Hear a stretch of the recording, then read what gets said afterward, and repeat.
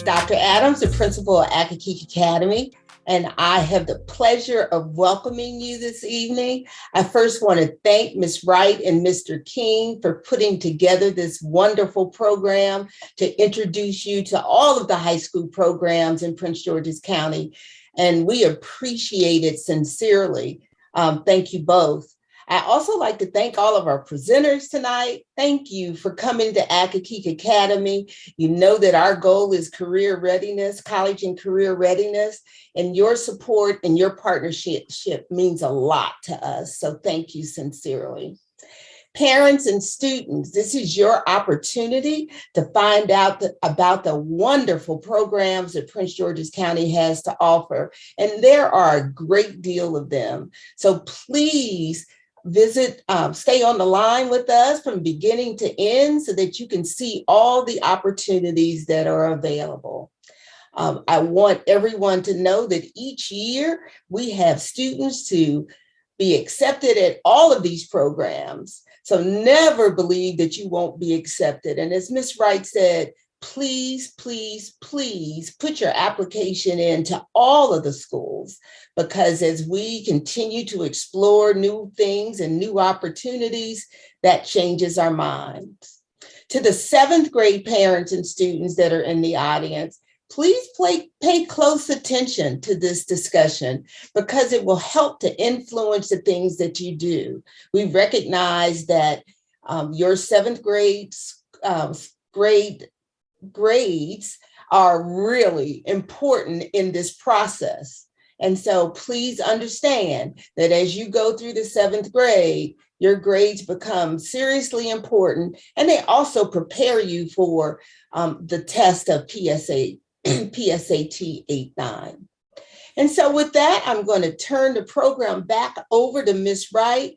And again, please give all of your undivided attention to our presenters this evening. Have a great evening and find out lots of information. Thank you so much.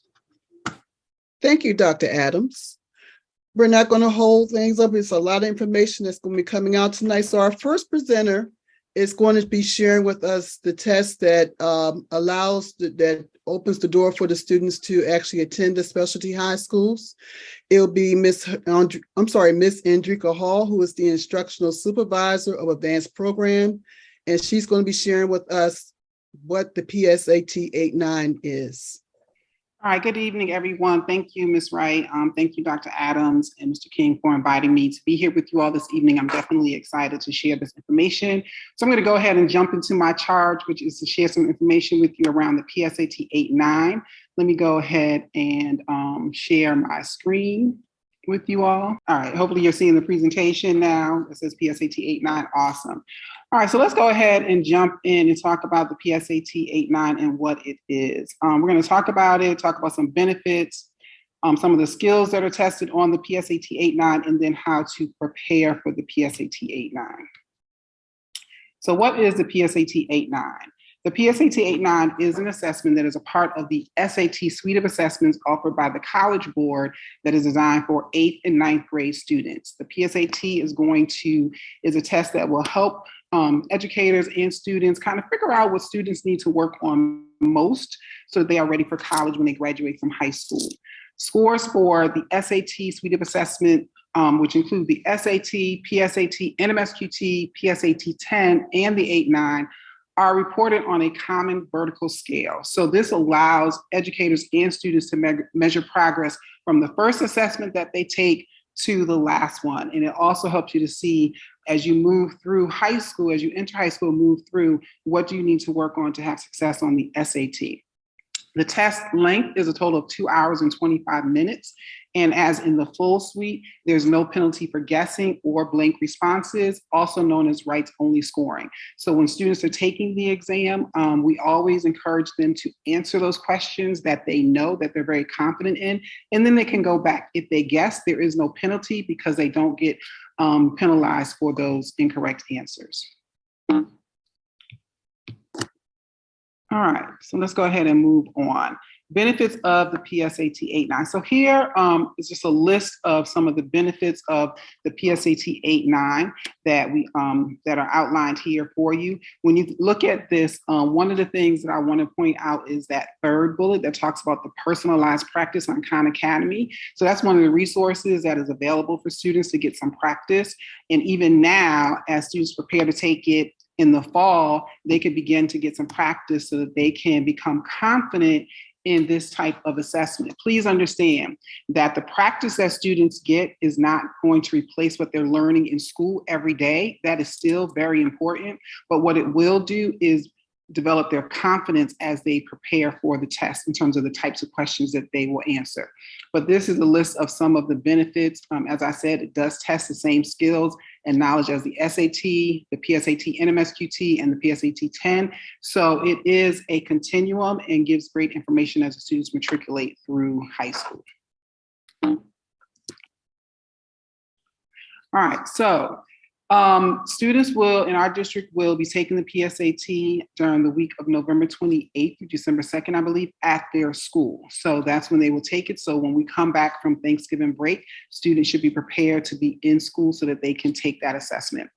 For students who are from non-PGCPS, and I'm not sure that that relates to anyone here, but those students will take it, I believe, on Saturday, December 3rd, and that's if they are applying to one of our specialty programs. So although the PSAT 8-9 is an assessment that we use to gather college and career readiness data on our students, it is also the assessment that we use for some of our specialty programs for criteria for students to be determined eligible for those programs. So that's another reason why it is important for our scholars to get that practice in and to prepare to do well. So that assessment will be given in the fall, end of November, beginning of December. All right, so let's look at some of the skills that are tested on the PSAT 8-9. When we look at the PSAT 8-9, we have 3 tests. We have a reading test, a writing and language test, and a math test. So each test is going to assess the academic skills that students develop over the years. Now, this test is norm for students in 8th and 9th grade. So that means that it is designed to test students on what they have learned up until that point. So that's why we kind of give it in the middle of 8th grade. So we want to try to give our 8th graders a chance to get settled into 8th grade and before we give them the assessment. But the test is norm for what they've learned up until that point. And then again in 9th grade. So there are some skills that they may not have learned yet because they are in courses that they would take in 9th grade, but it does give us a good idea of where our students are on that continuum. And it also is assessing skills that are considered essential for success in high school, college, and career. So the report that you get back when your child takes the test will definitely give you some information around that as well. So this is just looking at the each individual test and kind of looking at the makeup of each individual test. The reading test is going to be 55 minutes long. It'll have 42 passage-based questions. And what I mean by that is students will have to read a passage and then answer questions based on that passage. So the reading test consists of 4 single passages and then 1 pair of passages. By pair of passages, I mean they will have 2 passages that they have to read, and the questions will be related to both of those passages when they read them. All questions are multiple choice, so there's no essay writing for the students on this assessment. All questions are going to be multiple choice. Prior topic specific knowledge is never tested. So the questions will be based on the passage that they are currently reading. So there's no prior knowledge that is critical for them. Some passages are paired with other passages, information graphics such as charts, graphs, or tables. In the reading test, there's no mathematical computation. So it's just reading, it's reading passages. There will be some passages that might have a science context to them. There will be some passages that have a social studies context to them. So they will, need to be able to read some informational text, but it's all reading. All right, so here on the reading test, in terms of what to expect, it's always going to be 1 passage from a classic or contemporary US or world literature, 1 passage or a pair of passages from a founding document, and there are some examples of what the founding documents are. a selection about economics, psychology, or some other social science, and then 2 science passages that will be on there. So again, and some of the examples are there in terms of the type of science passage that may appear on the test. But the reading test is always going to include passages that represent these areas here. And then the writing and language test. The writing language test is 30 minutes. It's 4 passage-based questions. All questions are multiple choice. So even though we say writing and language, it's not a writing test. They are answering questions about writing conventions. They are answering questions about words and context. So about standard English convention. So they may have to determine if a sentence is written correctly. They may have to determine the meaning of a word based on how it's used in context. So those are all skills that they're going to be tested on. So they are not writing, but they are answering questions about writing. And a lot of times when we are answering questions about somebody else's writing, or we are analyzing someone else's writing, it can help us to learn more about what correct writing is and how writing should be done. So in here, some passages are paired again with informational text such as charts, graphs, or tables. No math again. And the writing and language test is part of the evidence-based reading and writing section. So on the PSAT 8-9, and actually on the entire suite, there are 2 sections of the test: evidence-based reading and writing and math. Within the evidence-based reading and writing section, there are 2 tests: the reading and the writing and language. So this section is a part of the evidence-based reading and writing. So when students get their scores, they get a total score, and then they get their section score. And this is a part of that evidence-based reading and writing. With the writing and language test, the writing and language test test students in the active role of an editor who is improving a writing passage. Most questions ask students to decide which, if any, of the 3 alternatives to an underlined part of a passage most improves it. So again, that's why I was saying that they're not writing, but they are analyzing writing. So they have to put on their editor's cap. They have to think, okay, is this correct? Is this written correctly? So it's important for them to develop those skills. And that's something that they do learn in school. But the practice that they get through Khan Academy can also help them with putting on that lens of an editor to being able to determine if what they're looking at is written correctly. All right, and then we have the math test. The math test is going to have 2 test sections, 60 minutes, 38 questions, 31 multiple choice, and 7 grid-in questions. And so when I say grid-in questions, the students are going to have to answer a question, come up with the answer, and then write that answer in a grid. Now, grid-in questions is a part of the curriculum that students have in school for math. So they do learn how to put questions in the grid in math, in their math class. So it's different from just bubbling in the answer. Those 7 questions are questions that students have to actually work out and come up with the answer on their own. There are no answer choices for them as there are in the multiple choice questions.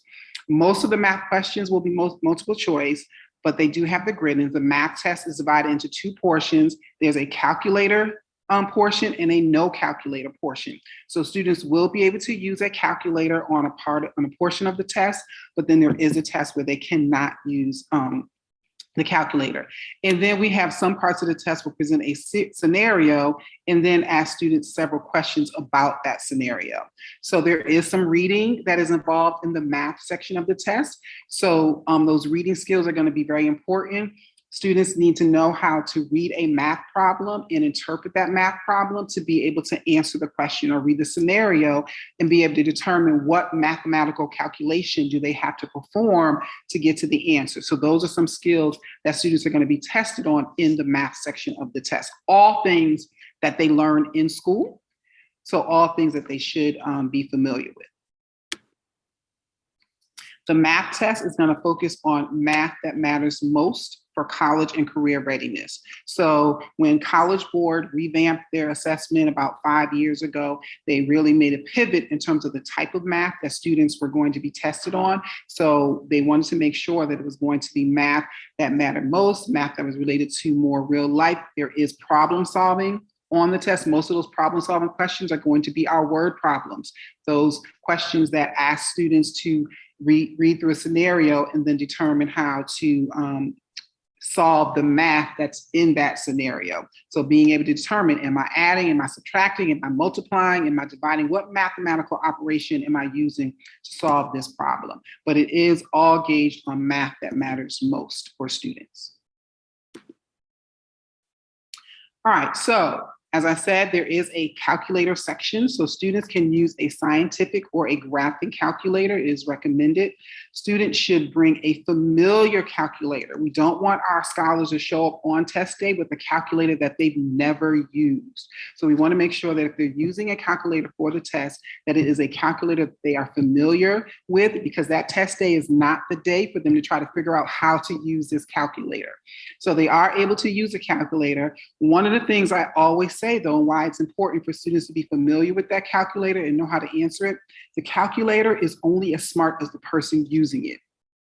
So if students are using the calculator and they input the information incorrectly, they may not come out with the right answer. So we want to make sure that our students, if they're using the calculator, they use it because they need to use it, not just because they can. Because there may be some problems in the calculator section that they can solve without the calculator, because they know it, because they're very confident in these math skills. So they can use the calculator, but definitely make sure that they're careful when using it, when they're inputting those calculations, so they make sure that they're getting the right answer back to them. All right, and then for the math section. So that first one just speaks to what I was just talking about, like not trying to use the calculator on every question. There are some questions that may not require the calculator. Decide how to solve each problem and decide, do I need to use that calculator? Make sure the calculator is in good order and the batteries are fresh. We want to make sure that we're setting our scholars up for success. Now, students will not be permitted to use laptops or other computer tablets, cell phones, or smartphones. So they can use a calculator, but that's it. They cannot have anything else on their desk. This is a paper pencil assessment, although I think this year, the students may be taking it on the computer this year, but they can only use a computer that is designated for them to use for that assessment. Because I know College Board has made a pivot to the PSAT assessment being available online. So I think our students may be doing the digital format, and I see Dr. Morton Bell shaking her head yes. So our students will be taking it on the computer, but they can only have that computer that is assigned for them to take that test. And they still can have that calculator as well.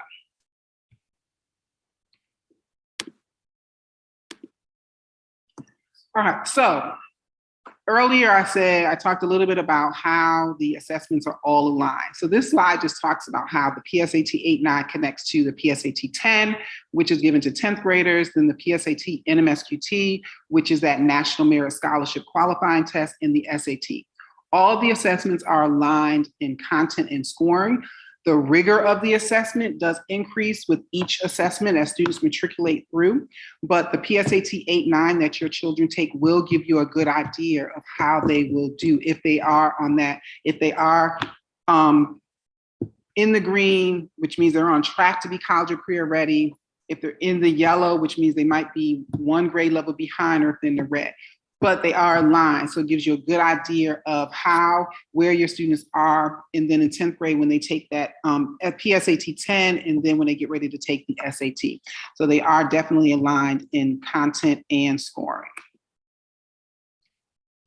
The score students get on the PSAT 8-9 is the same score they would have gotten on the PSAT 10 or the PSAT NMSQT or the SAT if they had taken it on the same day.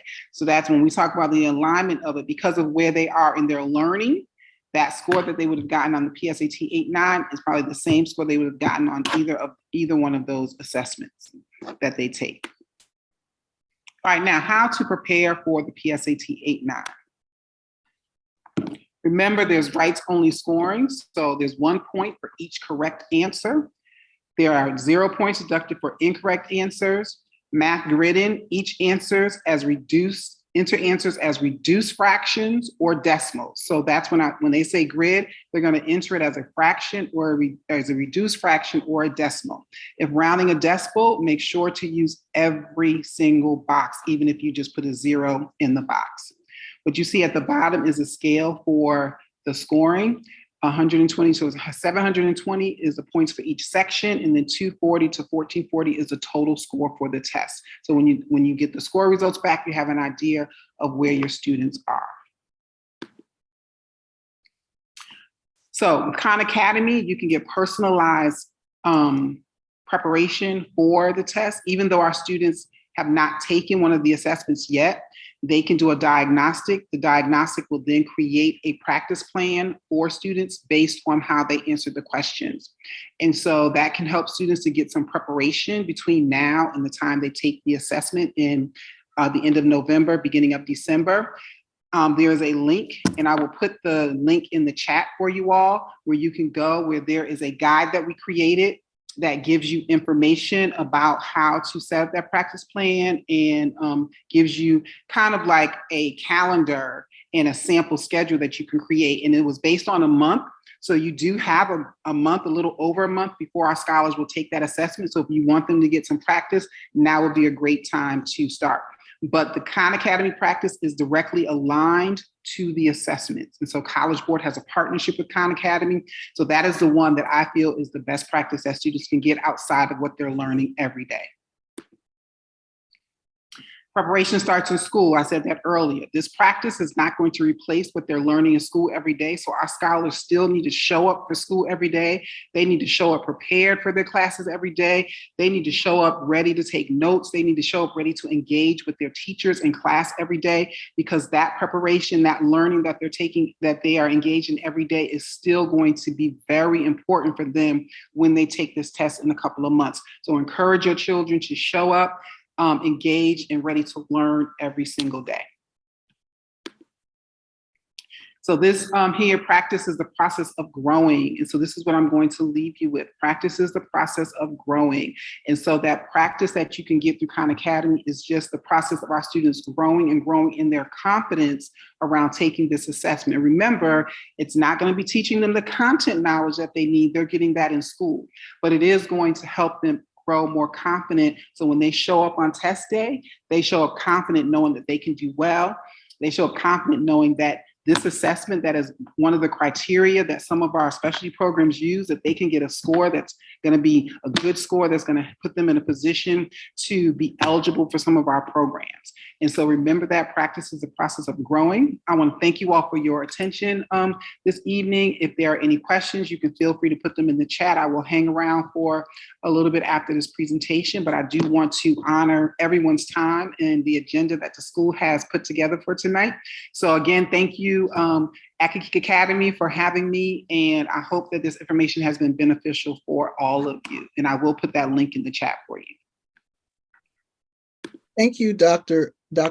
Hall. So parents, there's a lot of information that was just shared about the PSAT 8-9, and Dr. Hall, thank you for sticking around to share with our parents and answer some of their questions. We're going to move on. We're now going to hear from Dr. Bell, our testing coordinator, who's going to share what her expectations are for our students at Accokeek Academy on testing day. Good evening, parents. Thank you, Ms. Wright and Dr. Hall. Our students will be taking the PSAT on Wednesday, the 30th of November. We will begin testing promptly at 9:30. Therefore, we expect our students to be in school on time. Once we begin the test administration, students will not be able to come into the classrooms to begin the test, and they will probably not be able to take the PSAT because we, at this moment, do not have a makeup day. We encourage that our students get a good night's sleep, they eat a healthy breakfast, and they arrive to school on time. Again, that's at on time, and that they come prepared to take the test. As Ms. Hall shared, the test will take about 2.5 hours. And so it is very important that they get their rest and they eat a good breakfast so that could develop their testing stamina. We understand that you have to schedule appointments for your children. We are asking that you do not schedule them on the 30th of November. But if in the event that you have to schedule it, please schedule them after 12:30. Dr. Hall spoke about calculators. We will provide calculators that students are used to using in the classroom, so they will not be unfamiliar with the calculator that they're using. And I believe most of the calculator questions, there is a calculator embedded in the portal. And again, we are not taking our pen and pencil this year. Pencil to paper this year. We're using a computer-based test. And so everything will be in that testing portal. But anything that you have regarding the PSAT 8-9 or any other testing administration that you may have questions about, just let me know. You can give me a call.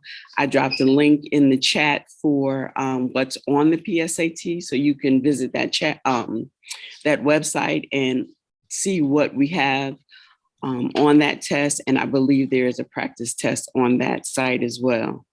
Again, if you have any questions for me, you can drop it in the chat. I'll stay here for a little while, but I will not be here for the remainder of the meeting. And again, if you need or you have any questions, just send me an email. My name is Elizabeth Bell, and you know that's at PGCPS. And we encourage our students to do their absolute best. Accokeek typically does very well in comparison to the district and in the state on our test scores. And so we expect that our students will continue in that trend. Thank you so much, Ms. Wright, for having me. Thank you, Dr. Bell.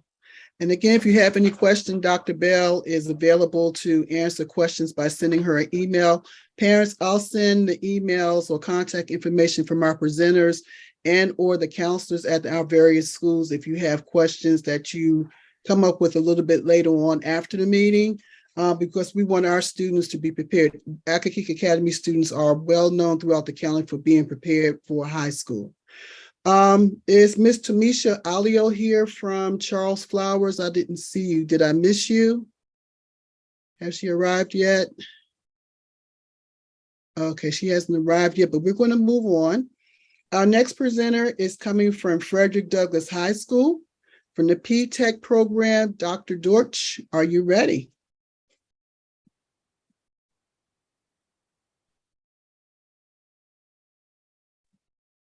Good evening. Yes, I am ready. Thank you so much, everyone. Thank you, of course, for having us. I bring greetings from Frederick Douglass High School. We find it to be a great pleasure to be here to present to you this evening. We will share information regarding our P-Tech program, Pathways in Technology, Early College High School, as well as our International Baccalaureate, MYP, and DP programs.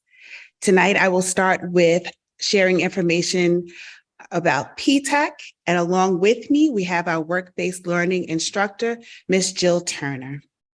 So again, we welcome the class of 2027. Can't believe I'm saying that already. I bring greetings from our Frederick Douglass High School administration, Dr. Daisy Nichols, our principal, Mr. Sterling Brooks, assistant principal, Mrs. Cynthia Thomas, assistant principal, as well as Dr. Zena Thompson, assistant principal. The P-Tech team. What you see is what you get. This is the P-Tech team. I am Dr. Keisha Dortch, the P-Tech coordinator. I already mentioned on this Zoom session. We also have Ms. Jill Turner, who is our work-based learning instructor, as well as Mr. Agerston.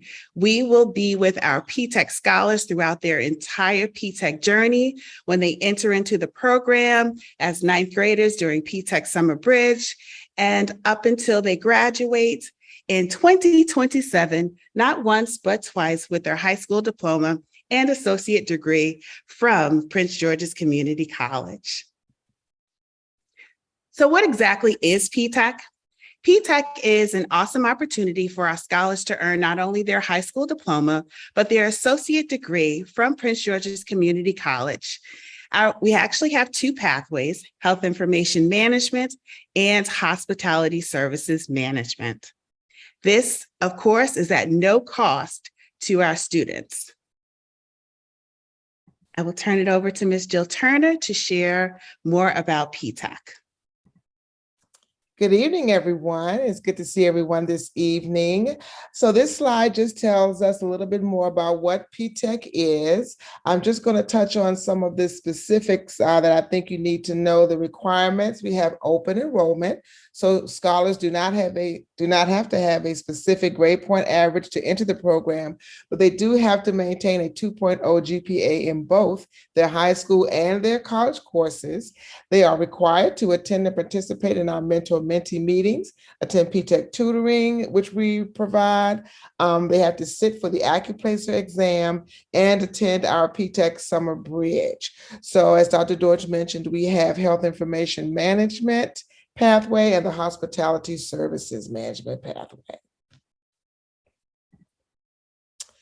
On the following slide, it just tells you a little bit about what we're looking for, or what you should be thinking about as you think about programs for your scholar. If your scholar has a strong interest in math and science and problem-solving skills, data analysis skills, they can practice discretion and maintain confidentiality, exhibit processes and detail-oriented information skills, and are critical thinkers, then the health information management pathway is for you.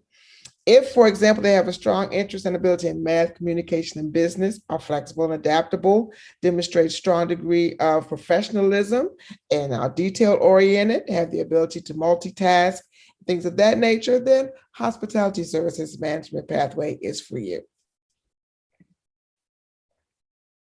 What will your students experience at the Frederick Douglass High School? It is a new model of high school education where we offer workplace learning, mentorships, paid internships, summer bridge, extended day tutoring, extracurricular activities, and leadership opportunities. This is an example of a PTech Year 1 scholar schedule. We want to emphasize the fact that our schedules are pretty set. There's very little wiggle room for extracurricular, not extracurricular activities, but for certain classes, because we have to keep our students aligned with all of the things that they need for graduation. So right here is an example of the Year 1 PTech schedule. Scholars will have English, biology, a language credit, algebra, history, a fine arts credit, fitness, and then an HIM course or a hospitality course. So our scholars do take a college course in their first year at Frederick Douglass. And here are some of the things that we offer during our summer bridge, which is usually 2 weeks in the summer of July. We have experiential participation where the students participate in a cohort group exchanges, multiple team building activities, trips. They participate in character education. They have interactions with their PTech teachers. Some of their college teachers get to meet them. They receive direct instruction in the content that's coming up. They prepare for upcoming college level courses, and they learn time management and study skills. So those are just a few of the things that we offer during our summer bridge. If I may add to that, Ms. Turner, Summer Bridge is an awesome opportunity for our scholars to really get a feel of what they may expect throughout the course of the school year and throughout their PTech journey. It also gives our students the opportunity to begin meeting and getting to know their teachers, and again, learning the expectations and the rigor that they may find throughout the program. I also want to make sure that parents understand that although this program is open enrollment, meaning students do not have to have a specific GPA or PSAT 8-9 score, students still need to make sure that they work really hard, that they really have an interest in either health information management or hospitality services management. because that's what it's going to take. It's going to take them being interested, invested, and they must have the desire to make it through. Because, of course, they are taking college courses, so there will be times when the road will get rough, but of course, they have the support of all those around them to make it through. So, how do students apply? Well, the application window, as you've heard, opens up this Saturday, October 1st, 2022, and it closes on December 16th. So parents and students, you must apply by the deadline, which is December 16th. And you may find the link to the application on the PGCPS website. In order to submit a complete application, we ask that parents and students verify their address in School Finder. This is very important because transportation is only provided to those students who are within the Frederick Douglass High School IB P-TECH boundary. So what if you're outside of the boundary? What does that mean for you? If you are accepted into the program, you are still able to attend Frederick Douglass High School and participate in P-TECH. However, you would have to provide your own transportation. 2 teacher recommendations are also required, as well as a statement of career interest, and you must participate in our P-TECH interviews, which are held in January. And those interviews are virtual. So tonight, we just gave you a snapshot of P-TECH. This is not all of P-TECH, but just a little bit of information for you. We invite you and welcome you to our P-TECH open house, which is Tuesday, October 25th, 2022 at 6 p.m. We'll be sure to share this information with all of you so that you can participate in this event. And also, you'll hear from our IB coordinators. Of course, Mrs. Watson will present after us to learn more about IB as well. If you would like more information about P-TECH, please be sure to reach out to, you can reach out to me, Dr. Keisha Dorch, Ms. Jill Turner, or Mr. Cameron Agerston. Of course, here's some additional information. P-TECH is located at the Frederick Douglass High School. Again, I must stress that transportation is only provided to those who are within the Frederick Douglass High School IB P-TECH boundary. Again, you must apply to this program. And you can find frequently asked questions or answer to the frequently asked questions on the link. And again, we can provide all this information to you. We thank you so much for giving us this time this evening to present P-TECH, and we look forward to you joining our Frederick Douglass High School open house to learn more about our specialty programs. Thank you so much. Thank you, Dr. Dorch and Ms. Turner. We're now going to hear from the other great program that's at Frederick Douglass High School, and that is the IB program. Ms. Watson? Good evening, everyone. It is a pleasure to be with you all this evening. And I will start my slideshow. There we are. Thank you, Dr. Dorch and Ms. Turner. I have with us our IB counselor, Ms. Mayela Thomas. She can wave and introduce herself in a moment if she's available to do so. I bring greetings not only from our administration, but from our IB middle years program coordinator, Dr. Letty Maxwell, who was unable to be with us. So again, we welcome you to Douglass as the class of 2027, and you're beginning to hear about our 2 specialty programs, P-TECH, Pathways in Technology, Early College, High School, and our IB programs.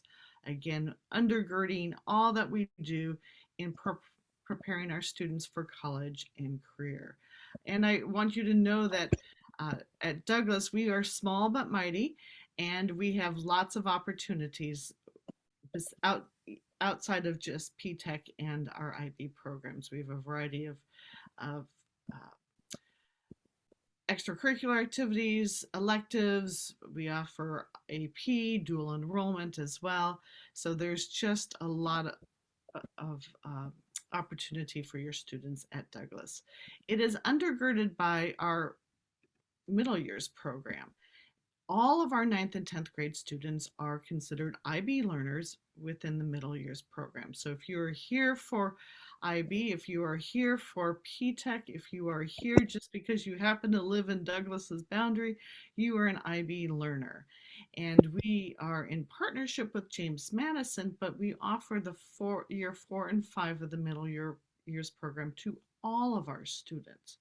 And that is the program that Dr. Maxwell most clearly works with. And then we offer also the diploma program. So we're the only high school in the county that has 2 IB programs. And so I'll talk a little bit about both of the programs. And Ms. Thomas, did you wish to bring greetings?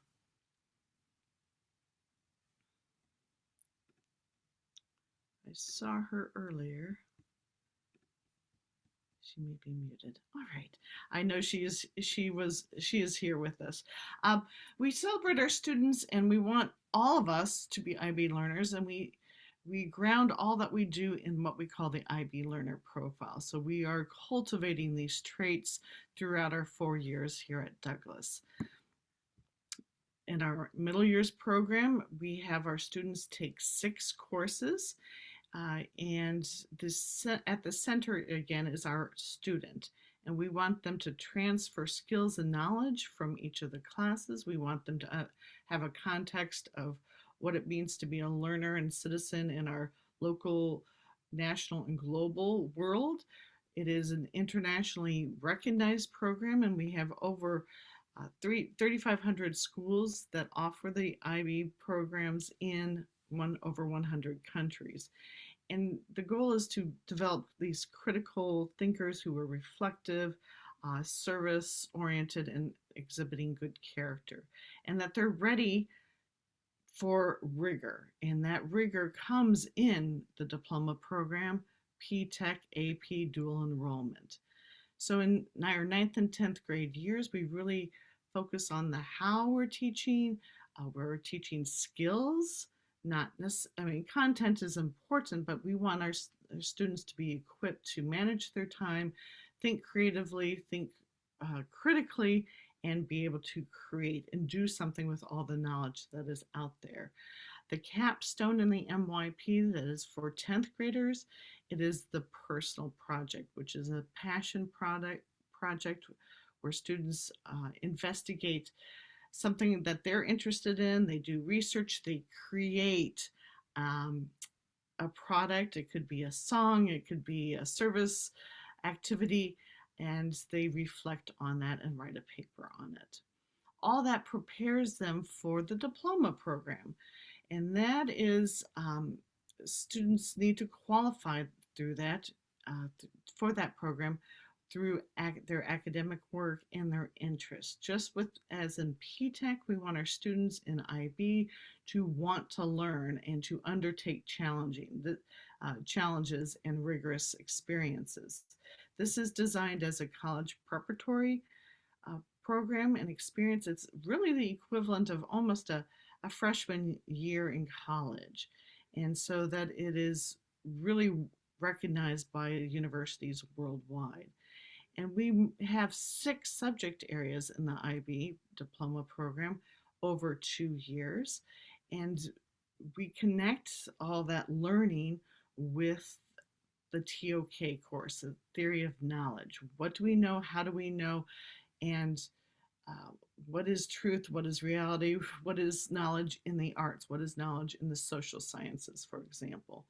We then ask the students to engage in research, to create and write and revise an up to 4,000 word paper, essay, and that is one of the best college preparatory experiences our students can have. And we want them to also be balanced, not just working hard inside the classroom, but experiencing new creative endeavors and skills, being physically and active and well, and continuing service for others. So you can see some of the 10 reasons perhaps the diploma program is beneficial and why we really support it. Dr.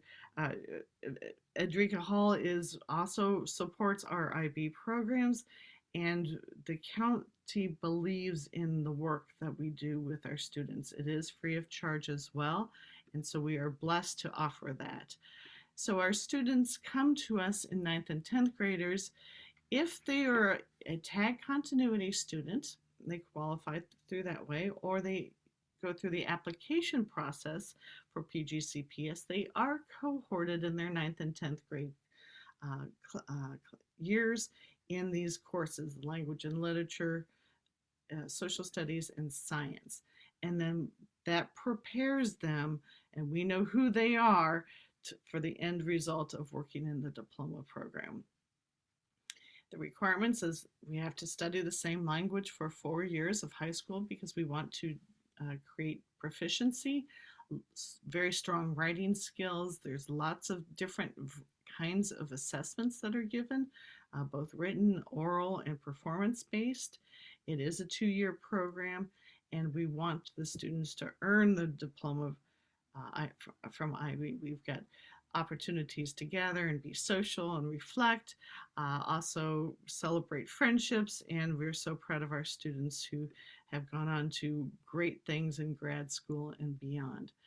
So, how do you get to Douglas? Well, current 8th and 9th grade students can apply for the IB program online or go through the tag continuity. And Accokeek is a tag center, so you have that opportunity to qualify for that. And your 8th grade counseling team and administration have been so supportive of that. So that is probably the way most of you can qualify to come to Douglas for the IB program. And oops, we don't need to hear that today.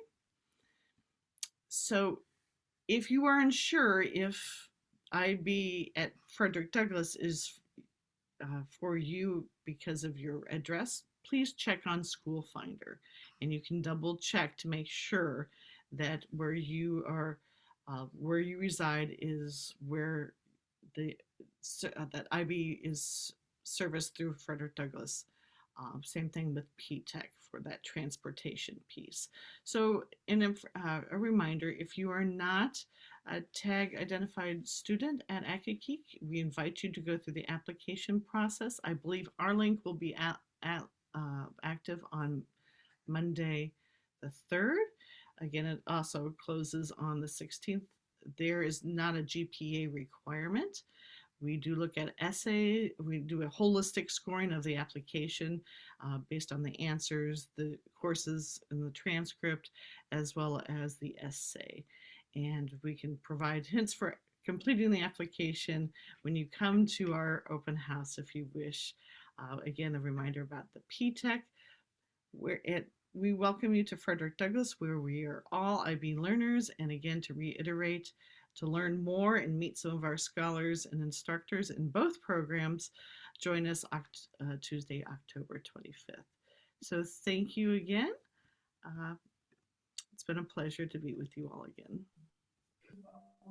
Thank you, Ms. Watson. And Ms. Thomas, you're there. I'm sorry. Did you want to say anything, Ms. Thomas? Yes, I just wanted to say hello, Accokeek family. I am Bismaela Thomas, and I am the professional school counselor for the International Baccalaureate program at Frederick Douglass High School. We look forward to seeing you on October the 25th, where we can give you more knowledge of our program and how your student will be earning their Maryland High School diploma, as well as the Interbaccalaureate diploma. There are many options for your students to go to once they accomplish both of these things. And we look forward to sharing those with you on October the 25th. Should you have any questions prior to that date, feel free to reach out to us and we'll best answer those for you as we can. So thank you, and you guys have a great night. Thank you, Ms. Thomas. Thank you, Ms. Watson. Thank you, Ms. Turner. And thank you, Dr. Dortch, all from Frederick Douglass High School, one of the greatest schools in the world. Yeah. I'm sorry. Okay. So we're going to move right along. We're now going to hear from Dr. Melissa McGuire, who is the principal of the great Gwynn Park High School. Thank you, and thank you for allowing us to showcase our school this afternoon or this evening. So I'm getting ready to share my screen.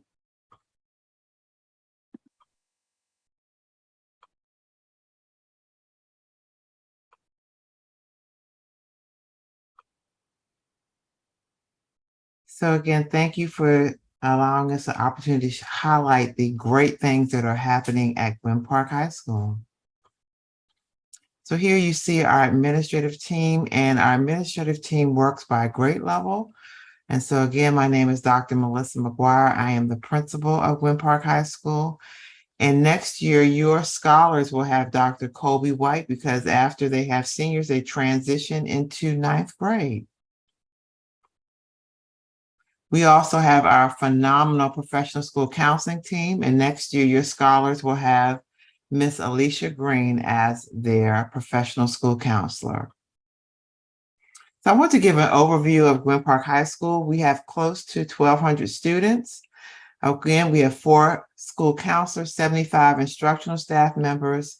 We offer advanced placement courses in which students can earn college credit if they pass the advanced placement exam at the end of their coursework. We also offer dual enrollment. So we are a dual in the school program where we offer college courses during the school day, as well as our students can take college courses during the summer and in the evening. They will start or can start taking college courses during the summer of their 10th grade year if they have the qualifying score on the Accokeek. We are also known for our phenomenal CTE programs, and I will go into the programs during subsequent slides. And then at Gwynn Park High School, we dig deep into student data to provide prescriptive instruction for our scholars. And then we have an outstanding professional school counseling team, which provides SEL lessons, social emotional lessons for our students. So what's the Gwynn Park High School way for our staff members? Again, increased focus on data. We have professional development. We have a school-wide focus on mathematics. We implement collaborative planning every week. We have had a focus in the last 2 years and continue to have a focus on student engagement. So this year we have what's called the Gwynn Park High School 50-50 model, where teachers are only allowed to do 50% of their instruction teacher directed, and then 50% should be student engagement. We're finding that our scholars, since we are a one-to-one district with Chromebooks, that our scholars were spending a lot of time on the Chromebook. So we wanted to get back to what we had done prior to the pandemic, where our students were using sticky notes and pads and writing out their thoughts and actually having increased student discourse. So what's the GP High School way for students? Again, key for them to know the key entry points for academic success. So when our scholars walk across the stage, we want them to be able to tell us what's their plan as far as military, the world of work, or college. We celebrate often the academic and social success of our students. And we want to make sure that they are aware of the social and behavior structures that we have in place for them, as well as support systems. And then finally, again, our college and career readiness. So again, we want all of our scholars to leave with a concrete plan before they walk across the stage. So for our science department, you can see some of the course offerings that we offer for our scholars at Gwynn Park High School. And then our mathematics department, we have a focus on lesson studies, learning walks, as well as doing school visits within our own school as well as outside. We offer advanced placement calculus and statistics, as well as the SAT prep course during the school day. For our English language arts, you can see all of our courses. So we offer advanced placement literature and language, but we also offer dual enrollment. So your scholar could take freshman English before they leave Gwynn Park High School. So we offer the traditional English 101 and 102, and you're able to transfer those college credits to any college across the entire country. We also have our social studies department. We offer a large variety of advanced placement courses through our social studies department, as well as some great offerings as far as electives are concerned as well. Now let's take a look at our CTE programs. So we have our 2-year programs, which are cosmetology, culinary arts, CCRD, IT software programming, IT networking, and cybersecurity, and then our firefighter and EMT programs. And then we have our 3-year programs, which is environmental science. Next year, it's going to change into a 4-year program. So when the application comes out for CTE programs, your student rising 9th grader will be able to enroll in our environmental science program. And then we also have our 4-year programs, our Oracle and our JROTC. So listed on the screen, you see our program instructors, and I'm not going to read their names off of the list. Is also on our website, as well as we have a CTE program booklet for Gwynn Park High School on our website as well. So our cosmetology program, you can see a lot of the things that our students will learn, but they also will take the state board exam. So when they leave Gwynn Park High School, they can work in any salon. Many of our scholars do not work in salons. They actually go into college and leverage their license as a way to earn money while they are in college. We have our phenomenal environmental science program under the leadership of Ms. Gudera and Ms. Matthews. Our students in the environmental science program actually spend most of their summers working at an HBCU because there are summer programs where they pay for them to stay on campus for free. We've had several students to go on to HBCUs to receive full scholarships as a part of our environmental science program. Ms. Gudera is recognized nationally in the Future Farmers of America, and she's actually being recognized this year as one of the liaison teachers for the state of Maryland. She's actually presented across the entire nation, as well as our scholars have presented across the nation as a part of the Manners and our Future Farmers of America program. Then we have our phenomenal fire science program, where our students are training to go into the fire cadet program for Prince George's County and become full-time firefighters, but they can also receive their EMT license. So students must have at least a 2.0, and it's a very physical program, as you can imagine if you're a firefighter. So we've had tremendous success. We actually had 2 students to pass the national firefighting exam last year. So we are super excited about that. And this is an awesome program for students who are interested in fire science. At Gwynn Park High School, we also offer our information technology program in Ms. Ford's, and we have a new teacher, Mr. Christensen. But under Ms. Forbes' leadership, we had over 40 students to pass their certifications last school year, CCNA certification, which if you are in the IT field, you know that's a very difficult certification, even for adults to pass. If students are a part of our Oracle Academy, they will also take the Oracle assessments that are taken by adults. So the assessments are taken for free. The county actually pays for them to take all of the assessments. So we highly encourage our students to enroll either in the IT program or Oracle Academy as a part of their 9th graders.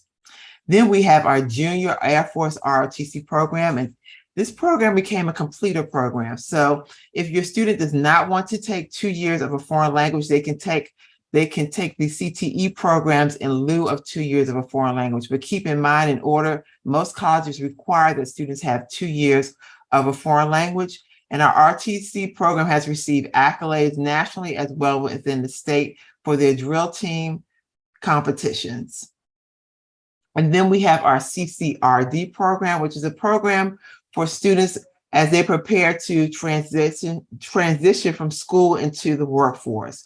And so through this program, they learn how to develop their resume, interview skills, and then Ms. Martinez actually brings recruiters into our school, and we have a mini job fair to prepare our students to actually enter the workforce after graduation.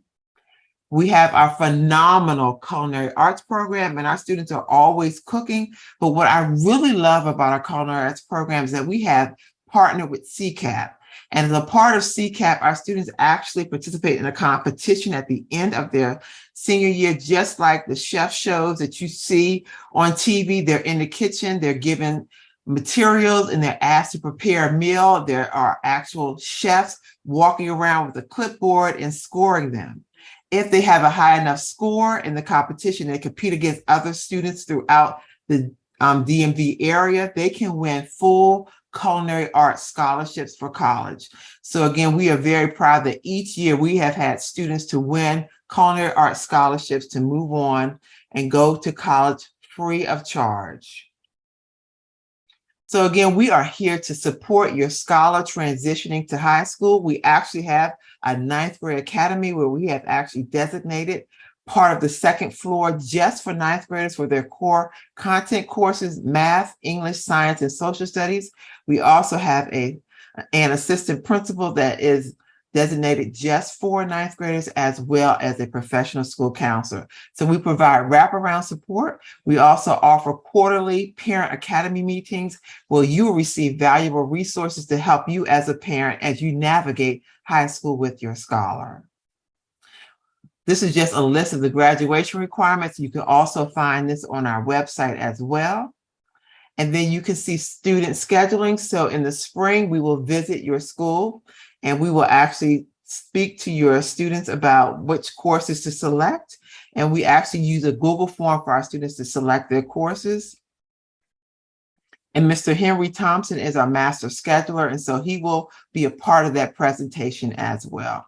So again, parents, I want to thank you for taking the time this evening to hear about the Gwynn Park High School, where we have phenomenal programs. And I just also want to mention that we actually tripled the number of students who qualified for dual enrollment last year. So we have a large volume of students who actually passed college courses this summer and who are enrolled in college courses this school year. So again, thank you, Accokeek Academy, and I look forward to seeing your scholars next school year. Thank you, Dr. McGuire. And just to let parents know, if your child lives in Brandywine or, let me get it straight.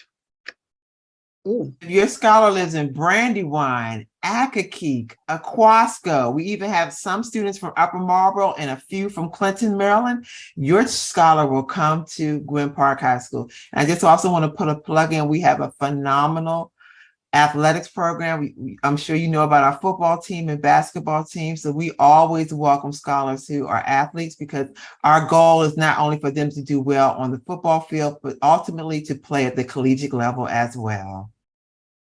Thank you, Dr. McGuire. And there are some NFL players from Gwynn Park. All right, so Gwynn Park is one of our two boundary schools. That's the schools where our students feed into. Our other school is Friendly High School. Unfortunately, Friendly could not be here tonight, but they did send a presentation, which I will send out to parents.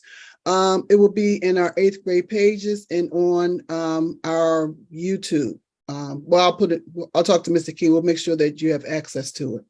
But moving right along, we are now going to hear from the Academy of Health Sciences at Prince George's Community College from Dr. Daria Valentine, who is the principal. Dr. Valentine? Hey, good evening, everyone. I'm preparing to share my screen.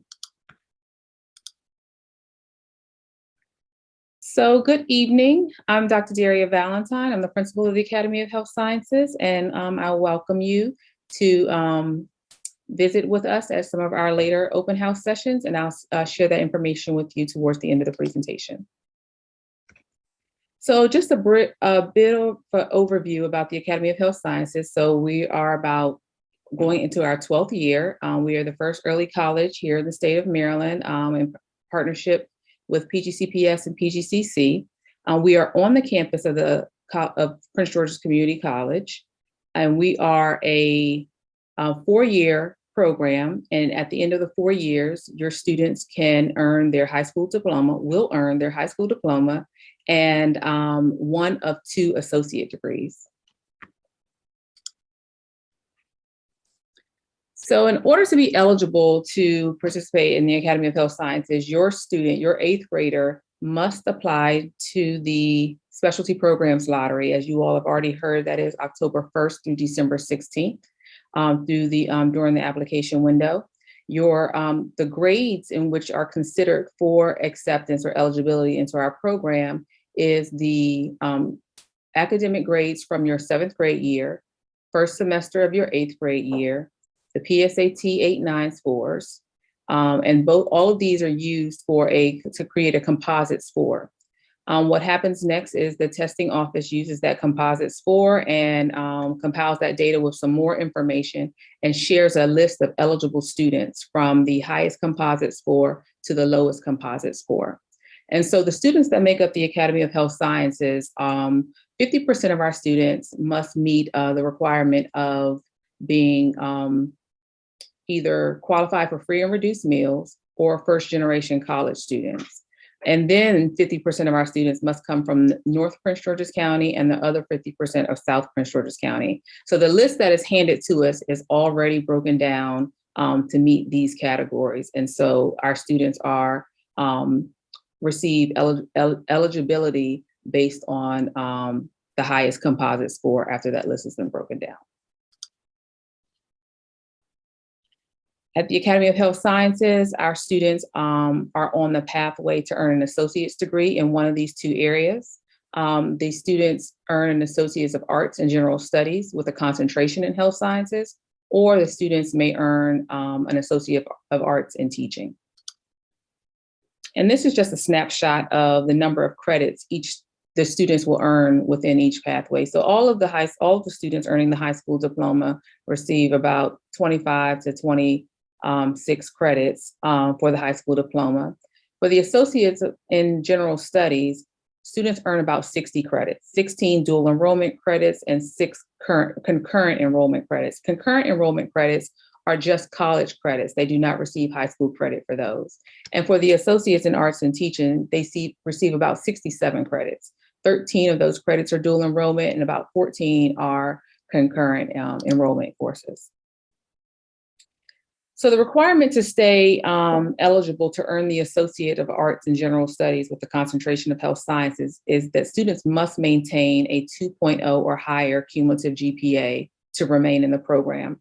A part of that is students are ineligible to register for college classes with less than a 2.0 GPA.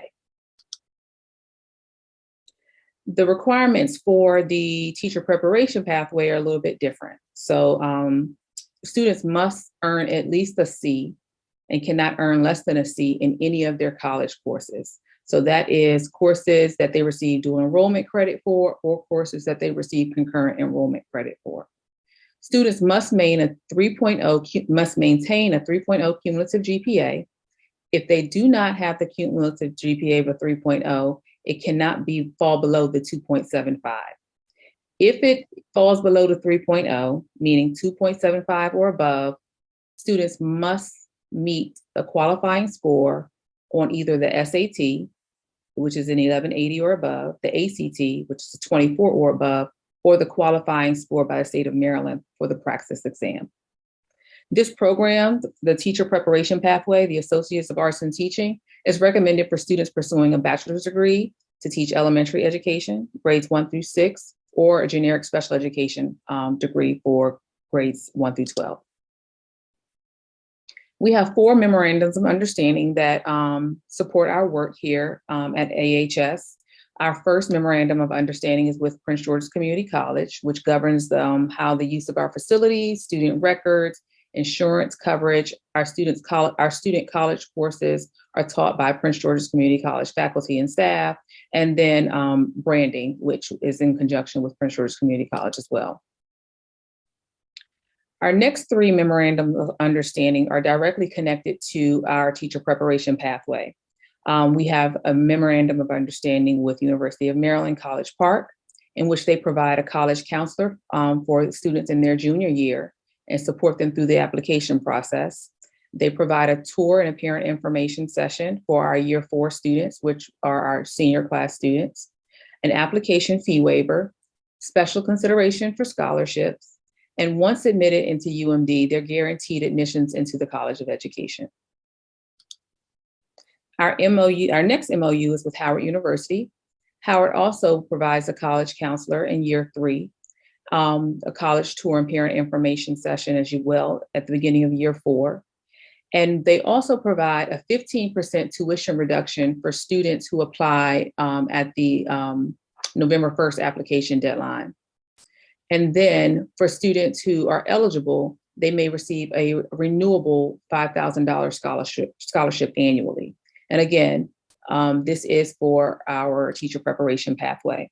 And our last MOU currently is Bowie State University, also providing the college counselor, college tour and parent information session, an application fee waiver, guaranteed admissions if you earn the Associates of Arts in Teaching, opportunities to take discounted courses towards their program of study, and paid internships during the academic year and summer term. Our memorandums of understanding are not directly with PGCPS, but with Prince George's Community College. So other MOUs that we're working on are being negotiated with Prince George's Community College. And I understand we are working on a MOU right now with Morgan State University for the Associates of Arts in Teaching. One of the things we like to share with families at this time of year, because this is the time of year that we plan vacations, and this is the time of year that, we're doing our summer planning. But AHS, we have a mandatory summer bridge program. Our summer bridge is hosted for 3 weeks during the month of July. All incoming students must participate in our summer bridge. There are no exceptions. Students will begin their first college course during summer bridge, and they will not have another opportunity to take that course. And that course is the first college course that they'll take along both pathways, general studies and health sciences, as well as the Associates of Arts in Teaching. And students who do not participate in the entirety of the program will be withdrawn before they start the school year. So we want to make sure that parents, as you all are planning to apply and you're thinking about your summer plans, we ask that you consider that if you are interested in the Academy of Health Sciences, that you are preparing and planning for your student to be with us for 3 weeks in July. So I wanted to highlight just some of the profile of a successful AHS student, just a few. The first one for me is interested in their program pathway. I do understand that at this point in time, an 8th grader is probably not quite sure as to what they want to do as an adult for the rest of their lives as a career. But I do think that students are most successful in our programs when they have a level of interest in their program pathway. So these students also need to be self-motivated. Time management is a very important key. As our students transition to their junior and senior year, they are very rarely on campus. They're very rarely in our building. They spend most of their time on campus in the college courses. And especially for our seniors, there are weeks that I go without seeing seniors because they're all in college classes. And so they may stop in the building for lunch. They may stop in the building to say hello or meet a professional school counselor. But time management is very important as they move throughout our program. AHS provides a lot of layers of support to our students. Some levels of support are directly through the Academy of Health Sciences, others through Prince George's Community College. So students in our program have access to all services that Prince George's Community College provides their students, including their tutoring services. We also offer tutoring at AHS. One of the things that I would like to highlight is our progress monitoring sessions. So our students in their freshman and sophomore year receive an enrichment teacher assigned to their college class. So there's an AHS staff member assigned to the college class for the freshman and sophomore students. And what that enrichment teacher does is supports that student once every other week with checking their Canvas, making sure they're on track to meet their the intended grade for that pathway, and to help and communicate with parents. So one of the things that parents aren't often aware of when you enter a dual enrollment program is that you do not necessarily have direct communication with the college professors. The college professors only communicate with the students because of FERPA laws and policies. So as a result, AHS spends time being that liaison between the college and the parent and the student, helping the student advocate for themselves throughout this experience.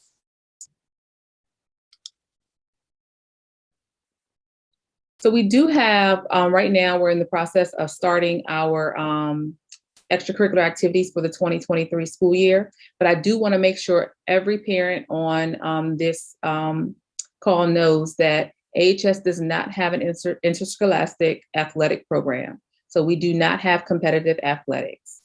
We have students who are preparing to start an intramural athletic program, meaning that is internal and they compete against each other.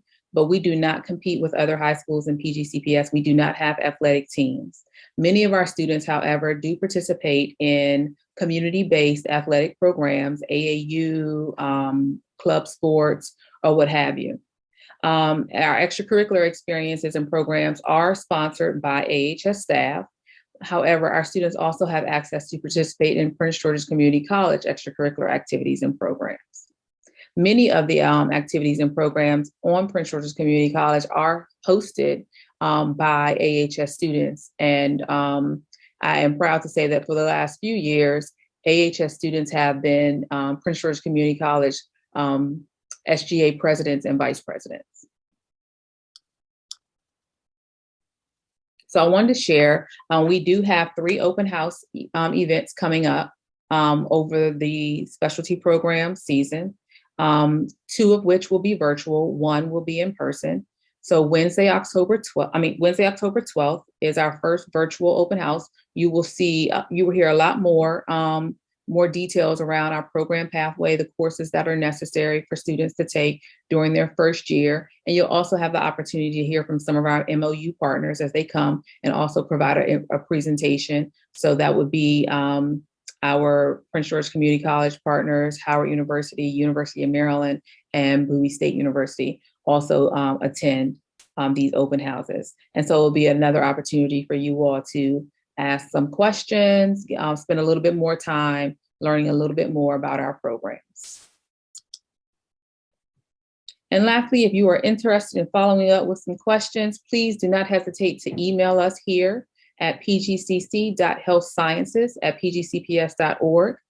Please give us some time, as this is a secondary email that we use. Please give us more than the 48 hours that you might get from your teachers and staff at Accokeek Academy. And you can please follow us on Instagram and Twitter. We are having our second annual homecoming. And yes, we don't have athletics, but we do celebrate homecoming. We have a traditional spirit week and a homecoming dance on November 5th.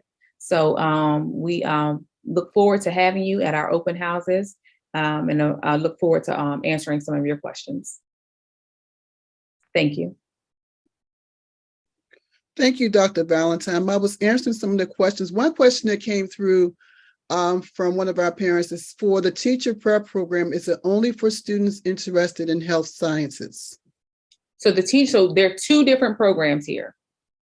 The health sciences program is heavy in sciences. Our students take anatomy and physiology, college level, biology and chemistry, and a few other courses. The teacher preparation pathway, the Associates of Arts in Teaching, is directly geared to teacher education. So the students do not take the higher level science courses in that pathway. So you do not have to be interested in sciences for the teacher preparation pathway. Thank you, Dr. Valentine. Parents, we try to answer questions as we see them. If not, then I will get back to you tomorrow or redirect them towards our presenter if I can't answer them. And again, our presenters have provided information for them to be contacted directly. But again, as Dr. Valentine said, please give them an opportunity to answer the questions in a timely manner, because they do have to answer the questions from their parents in their schools. Okay, so we're going to move along. Thank you again, Dr. Valentine, for joining us. And we were going to have a presentation by Suitland High School, but our presenter became ill. But she did send a presentation. We're also going to place that in our 8th grade pages for our parents and scholars to take a look at. At this time, we're going to hear from our 2 schools where students cannot apply. There are no applications. The students will be accepted based on their PSAT scores and their GPA, but I'm going to stop there and let our presenters share that. Our first school is Duval High School, where our presenter is Ms. Christine McKenzie, who is the AEA, the Aerospace Engineering and Aviation Technician Program Coordinator. Thank you, and here is Ms. McKenzie. Good evening, everyone. I'm Christy McKenzie. Our program has an extremely long name, terrible when you're calling multiple people. We are the Aerospace Engineering and Aviation Technology Program, or the AEAT program at Duval High School. Go Tigers, orange and black. So just to let you know, big name, but hopefully it will excite you. We will have our open house on October 25th. It will be in person from 6 to 7:30. So feel free to join us if you want more information or you'd like to see our school. So I am the program coordinator. My name is Christy McKenzie. Contact me with any questions or concerns you have. And what is AEAT? So we are the Aerospace Engineering and Aviation Technology Program. We are under Science and Tech and STEM. We offer college and career courses, rigor, and many opportunities. So we have our dual enrollment courses, advanced placement courses. We have students who are actually entering college, not with their associate's degree, but with enough or more credits than an associate degree. We do accept and bus students from all over the county, except for our students that live close to Duval and are walkers. So no matter what school district your child is in, if you move, as long as you're in Prince George's County, they can be considered. And why would you consider AEAT and Duval High School? So I like to share some careers, because aerospace engineering and aviation technology is not just being an aerospace engineer. It is not just being an aviator or a pilot. We have students that are in college right now for cybersecurity, information technology, business operations, manufacturing. We have multiple students that are on a path to med school. And we actually have one young lady from our first graduating class that is entered grad school this fall. So many health sciences fall under it, marketing, and even some of our private jets. Jet chefs make a ton of money. So it is not just aerospace engineering. It is just not being a pilot. Of course, when you're at the airport, think of all the things you see. You know, you have people who sell food, they have airport management, they have security, maintenance, mechanics. Aviation mechanics make a ton of money. And of course, you can be the two obvious choices, which a lot of our students are, and they are amazing choices. You can be an aerospace engineer, you could be a pilot. There was a young man from Bowie who was just celebrated for being the youngest pilot. So we would also like to have more students coming and becoming a pilot, you know, by the time they're 17 or 18 years old. And there's lots of scholarships that help the students offset costs if they want to get ground school or become a pilot. And I want to share one of our illustrious teachers, Dr. Valerie Thomas. She was a mathematician. However, she worked for NASA. She invented the illusion transmitter, which she got a patent in 1980. And during COVID, Chance the Rapper shouted her out. And as cute as it was, we had to tell her who he was. So, you know, she went into school for mathematics. She wound up working for NASA. She runs Shades of Blue, and now she's a teacher. So just letting you see there's a world of opportunities, just getting yourself motivated, getting those rigorous classes, introducing yourself to new things. We have state-of-the-art equipment. our students can get multiple certifications. We have drones. They learn how to fly drones. They will learn how to build drones. They will build their own drones. They are going to fly them. We have a partnership with University of Maryland College Park. Our students who are working on the drones will go over, be introduced to drones by the College Park scholars, and they have drone flying nets, or they do them inside in the bubbles. Then our students will design, test, build their own drones.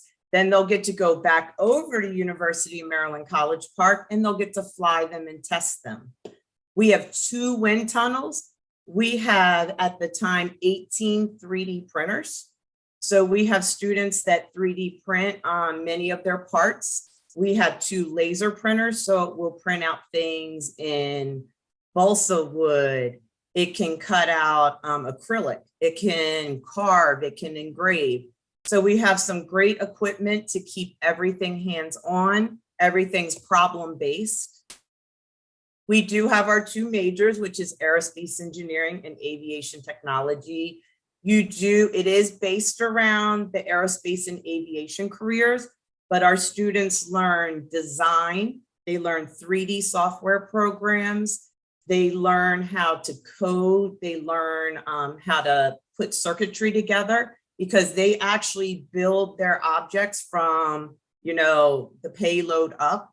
So they have to code it, they have to wire it, everything they do on their own.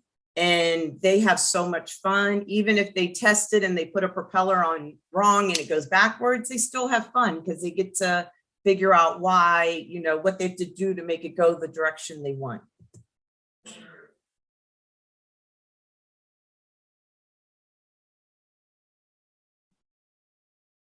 Hopefully you can hear this. This is one of our 9th grade challenges. They're trying to see who can lift the most paper clips the fastest. So these are our 9th graders.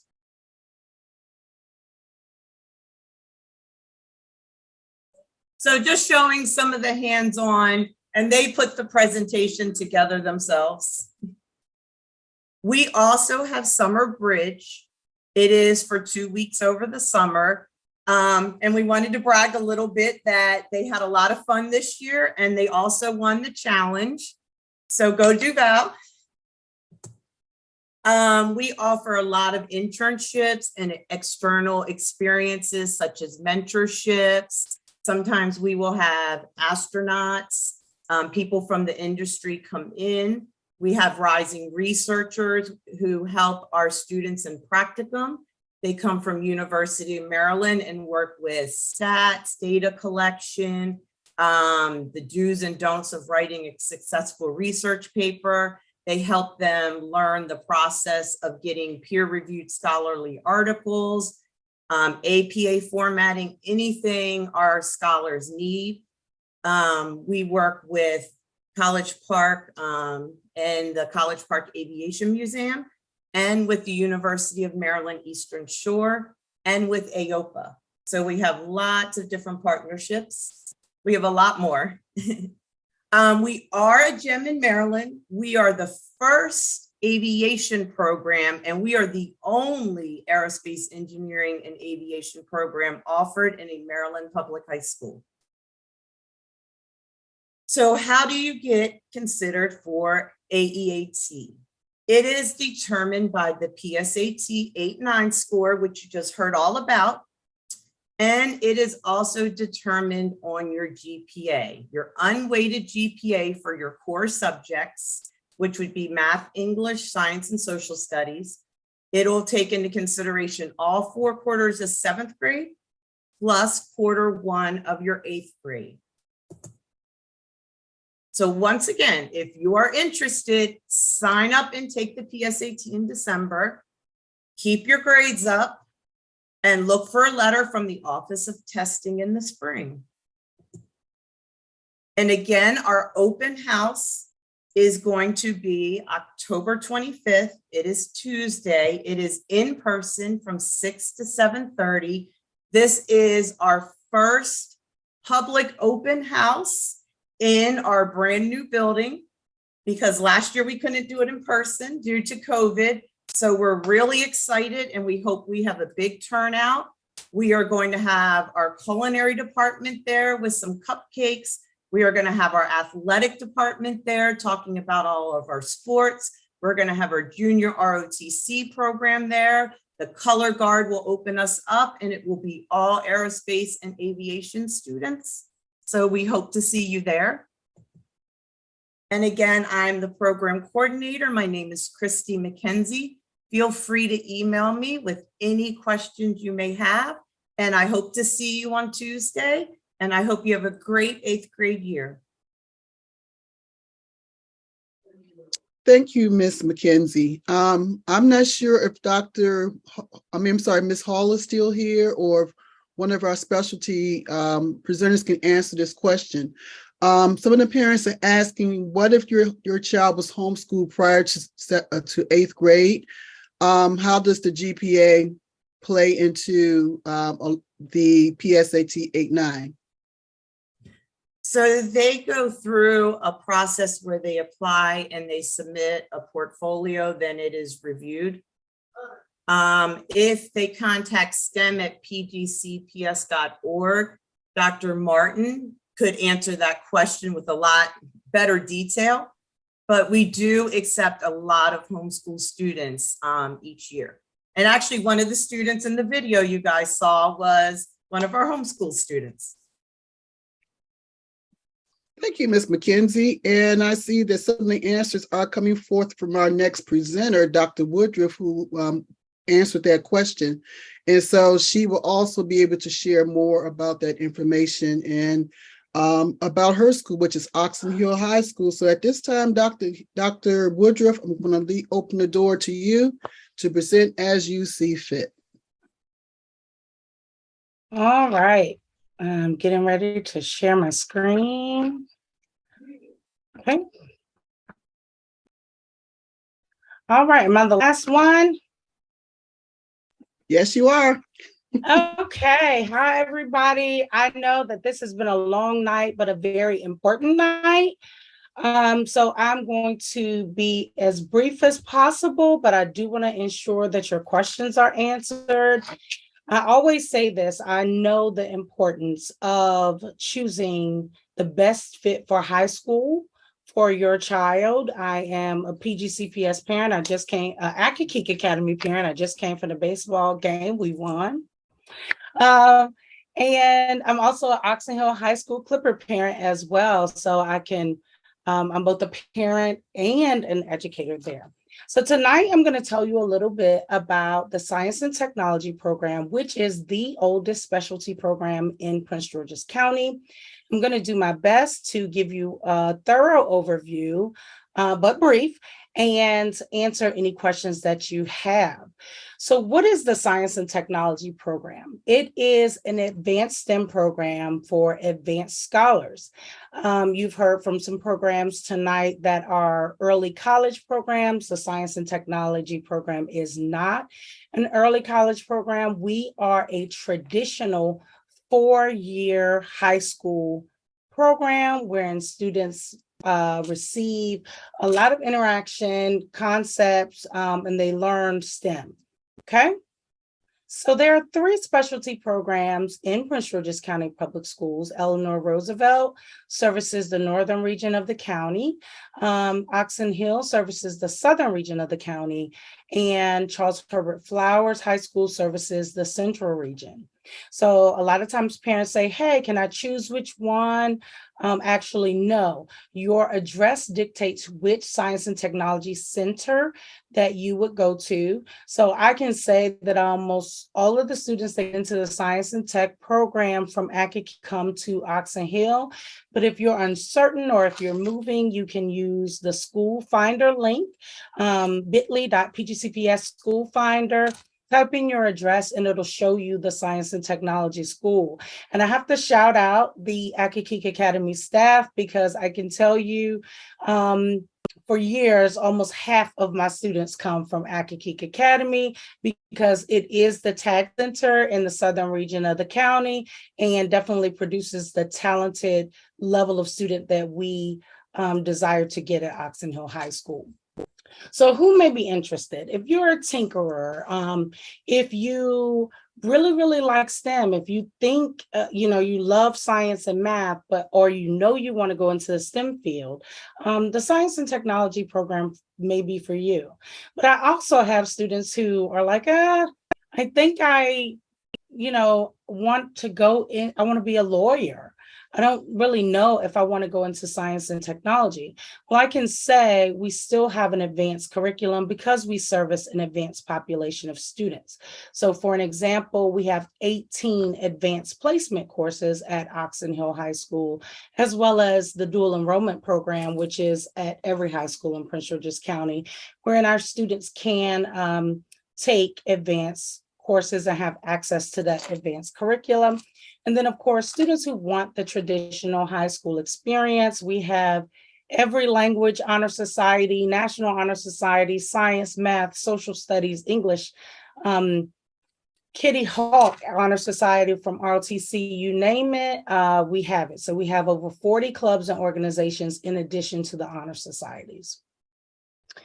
So what advanced STEM courses are offered in the science and technology program? So shown on your screen, you'll see some of the courses that we offer at Oxon Hill High School, but in addition, students have the opportunity through the dual enrollment program to take dual enrollment courses, collegiate level courses, to fulfill their science and technology program requirements. And we found that to be extremely beneficial to our students, especially when they're applying to college. So what are some of the experiences that I'm talking about? We have students in internships and mentorships. We have students at USDA, NASA, Andrews, Georgetown, University of Maryland, you name it. We have students all over doing high-level research in research facilities in their senior year. So that is one of the highlights of the senior experience. Our students get letters of recommendation from top scientists at places like NIH to make their college application package even stronger. We have guest speakers. Right now it's Hispanic Heritage Month, so we have some guest speakers coming on the 14th to speak to our students that have gone through the STEM pathway and can share with our students that are Hispanic. So we try to ensure that we have a lot of different types of careers that our students are exposed to. And of course, our students participate in a number of extracurricular competitions such as First Robotics and Maryland Mesa. So why should you consider our program? STEM is the now and the future, and there are so many gaps in the STEM pipeline. Right now, diversity is exceptionally important, and we all want to see and find ways to narrow the gap to get more minority scholars into the STEM field. And so the science and technology program really helps provide that exposure for students. And then we have a proven track record. 100% of our students get accepted to college. And I'm gonna be honest with you. I have students who take 10 of the 14 10 of the 18 AP courses that we take. Our valedictorian from last year is at Cornell on a full ride. We have students at the Naval Academy. Every year we get some in. Every year we get some into West Point. So our students are going to Ivies. And some of our students, they come in and they say, oh, I don't know. And I don't, really know if STEM is for me. And they take just the 4 required STEM classes. And so no matter where they are on the continuum of loving STEM, our goal is to make sure wherever they start, we're pushing them forward. All right, so just like Ms. McKenzie explained, We use the PSAT 8-9 as well as the core content grade point average. So I want to point out just a couple things. The PSAT 8-9 is offered at every middle school in Prince George's County the first week of December. Okay, your school gets to choose when they give it, but please make sure that your child is rested, have a good breakfast, and they take this test seriously. And parents, I know Dr. Hall went. I just want to say, as a parent too, the PSAT 8-9 is so valuable, not just for specialty programs, but for you. When you get that data back, it kind of tells you, hey, my child is on green, they're a solid 8th grader, they have all the skills they need. Or yellow, we have a few things to work on. Or red, we have a lot of things to work on, and that's okay. It's better to find out now and start using Khan Academy and start getting those tutors now than wait until senior year and thinking you're going to move that SAT score a lot. So the PSAT 8-9 is very important to you, not just for specialty programs. The other thing is the core content grade point average. I get calls every year. Hey, Dr. Woodruff, my child's final report card said they had a 3.8. I don't understand why somehow it says 3.4 in this letter that you sent. Well, the GPA is over 5 quarters. It's all 4 quarters of 7th grade and the first quarter of 8th grade. Okay, and it only includes your math, English, science, social studies, meaning the dance, the Spanish, some of the other classes are not included in this calculation. So the PGCPS Office of Testing, Research, and Evaluation, they actually do all of the specialty programs admissions for us. We don't handle that at the school level, but I can tell you that they recalculate the grade point average. And so what's important to know right now, the application window is open, but you guys don't have to worry about that. In December of 2022, your child will take the PSAT 8-9. Notifications will be made in February and March, and then March and April, we will move through the waiting list and start working on our registration. Like many of the other programs, we do have a 3-week summer bridge program where our students really get a chance to know one another, and it really makes the transition to high school much easier. So if your child is planning to do a specialty program, from hearing all the other presenters here, it may be a good idea to plan that vacation in August. So how will you be certain that your child is considered? PGCPS 8th grade students do not have to do anything, but just like the parent in the chat who said, well, what if my child did not attend PGCPS? Please email stem@pgcps.org, because I have had students or parents get their letter and say, why does my child have a 0 point whatever grade point average? That's not right. Well, somehow there was an error, and because they were in private or public homeschool, they got a 0 for all the 7th grade. So please, you're going to receive a letter in the mail by the first week of March. Please make sure that you check that letter, make sure that GPA makes sense. And even if you're unsure on the fence, reach out. We're here to help you. Okay. And that's it. I have a frequently asked questions document that explains some information about the Science and Tech and AEAT program. And I am going to share that as well as our open house flyer with Miss Wright so that she can get that out, because we too are having a fall information night. It's not open house. Open house, we pull out all the stops, we bring everybody in. Fall information night, we want to make sure we thoroughly go over everything so that you can make a good decision for you and your child. The Science and Tech program is not for every student. And I definitely encourage parents to make sure that they're having those conversations with their child. And it's a program that the child really wants to be in.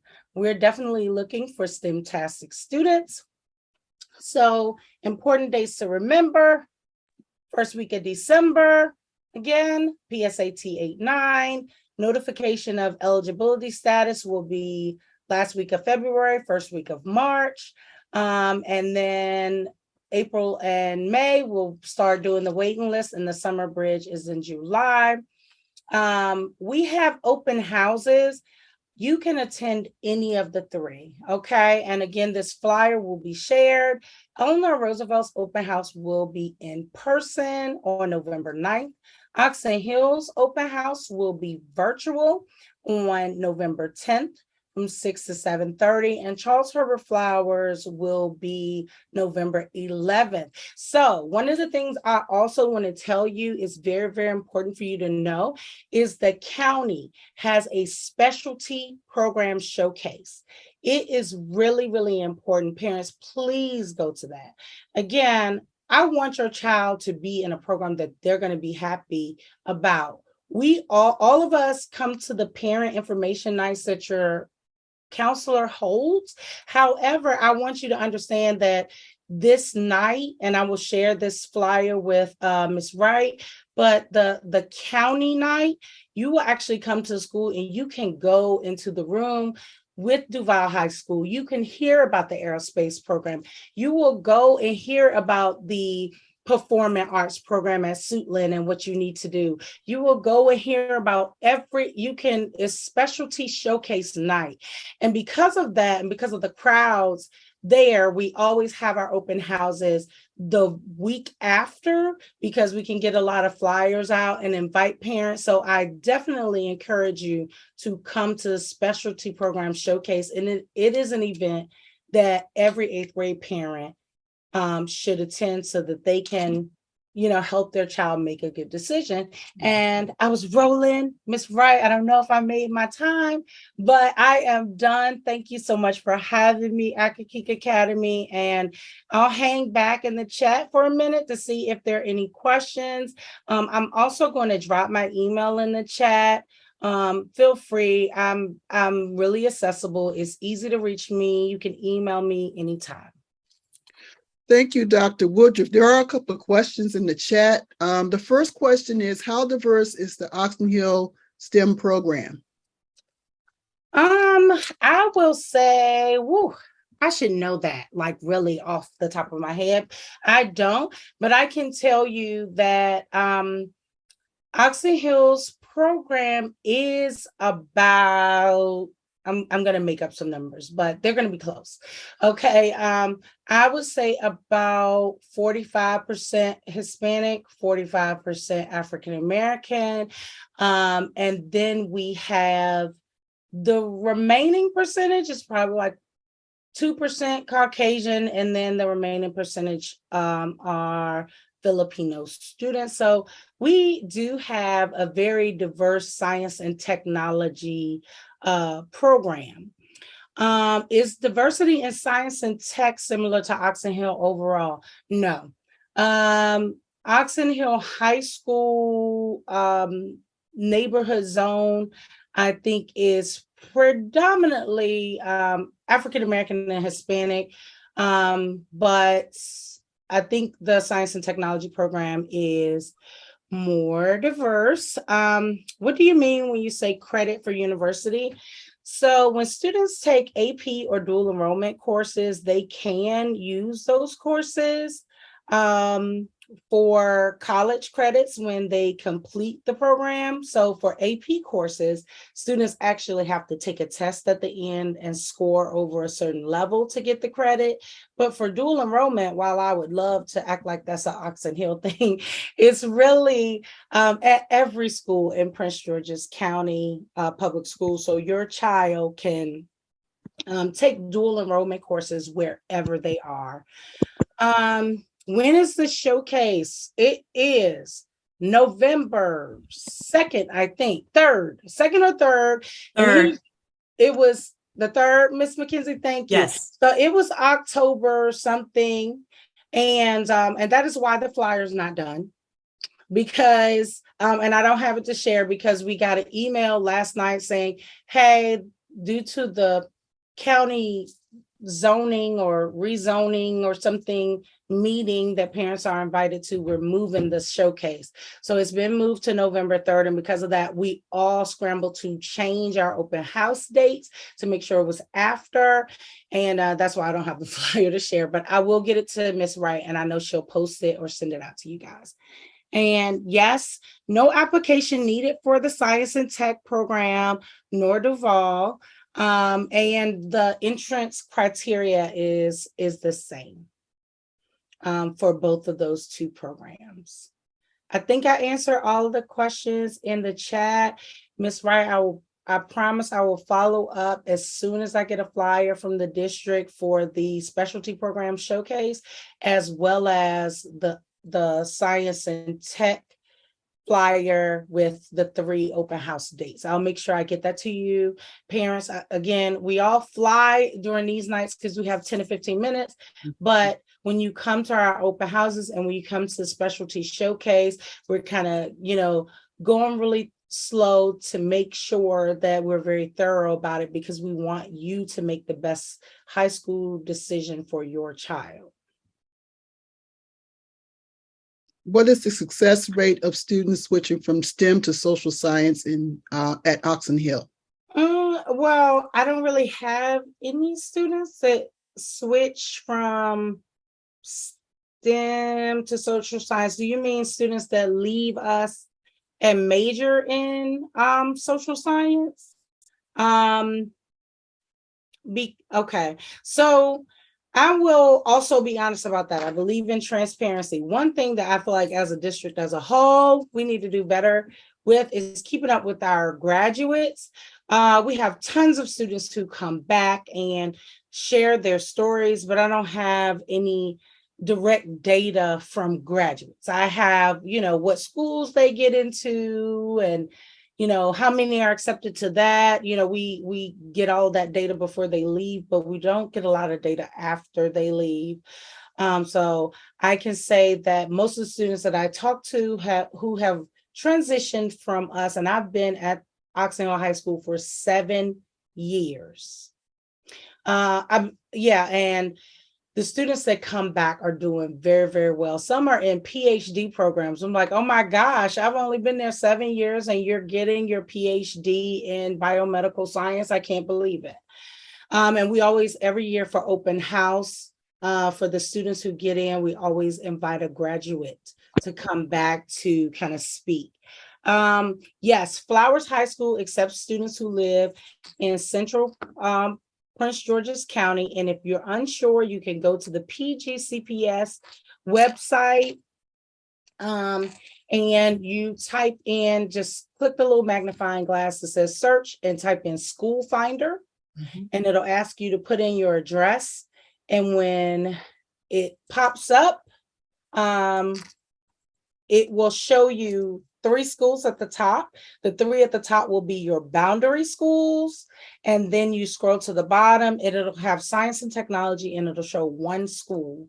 And so it's really weird. Like Flowers and same neighborhood. Some of the students come to Oxon Hill, some of the students come to Flowers. Go to Flowers, sorry.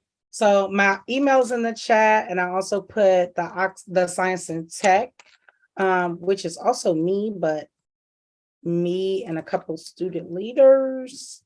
So you can email either of those 2 addresses, and someone will respond within 48 hours. Thank you, Dr. Woodruff. Again, so the information is there to reach out to our speakers. If our speakers did not come, we will share their presentation with you. You'll be getting emails from me.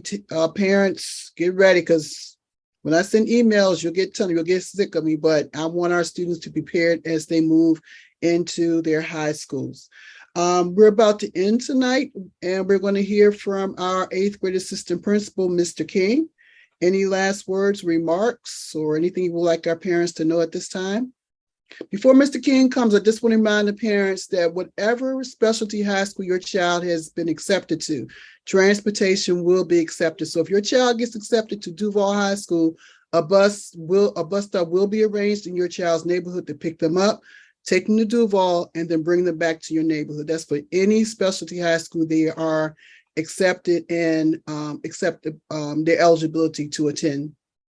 I'm going to stop now. Mr. King is on you. All right, thank you, Ms. Wright. I would just like to thank all parents and students who joined us this evening, and a special thanks to our partners, our high school presenters, and of course, Ms. Wright. She has coordinated this program, so thank you so much. And like Ms. Wright said, this information will be on our 8th grade website, I would say within the next few days.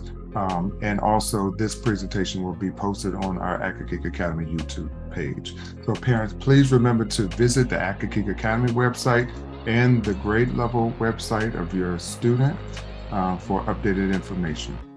Thank you all again. And this concludes our high school exploration night. Have a great evening.